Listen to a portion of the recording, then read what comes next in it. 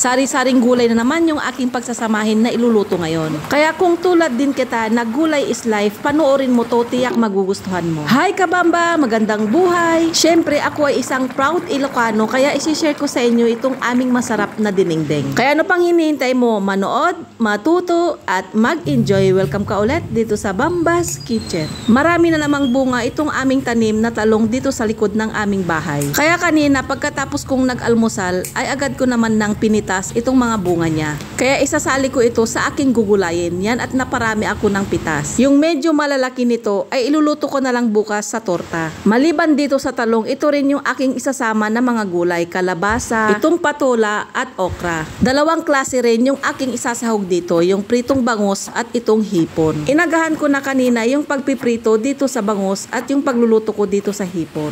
Habang prepare ko pala itong mga gulay ay isa-shoutout ko lang muna itong mga followers ko na laging sumusuporta sa akin. Laging nagko-comment sa aking mga post. Kay Sir Francis Labarento, Ray Salazar, kay Ma'am Marlene Abad at kay Ma'am Marilyn Gatchalian. Sa susunod ay pipili na lang ulit ako ng mga aking isa-shoutout. Salamat po ulit! Pagkatapos ko naman na prepare yung mga sangkap na aking gagamitin ay agad ko naman nang inumpisahan ang magluto. Dito sa aking cooking pan ay naglagay lang ako dito ng tubig at nilagay ko na rin yung pritong bangus na ating isasahog. Tinakpan at papakuluan lang natin ito ng 3 minuto. Pagkakulo nito ay akin na itong nilagyan ng kunting bagoong at hayaan ko lang ulit ito na kumulo ng 2 minuto. Pagkakulo nito ay nilagay ko na dito yung kalabasa. Itong nabili ko pala na kalabasa ay ito yung klase na madali la palang itong lutuin. Hindi ito yung klase ng kalabasa na maligat o yung tinatawag naming knuckle nut sa Ilocano. Kaya medyo nasobrahan ko yata yung pagpapakulo ko dito dahil medyo nadurog na ito.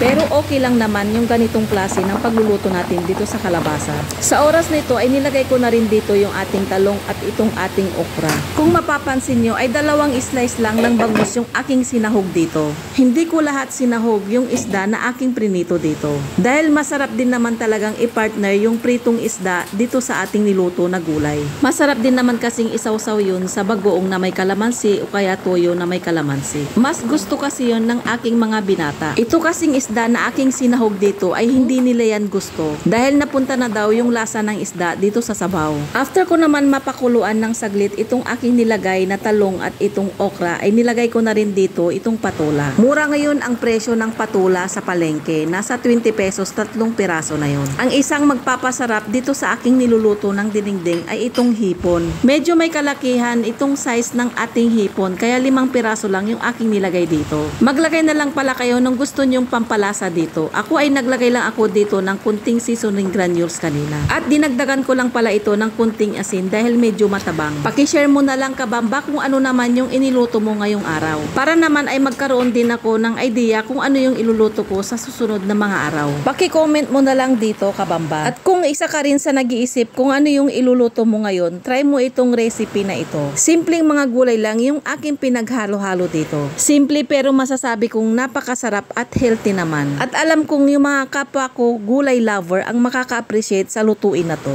Kaya muli nating pagsaluhan itong aking niluto na dinengdeng. Maraming salamat sa panonood kabamba. Hanggang sa muli!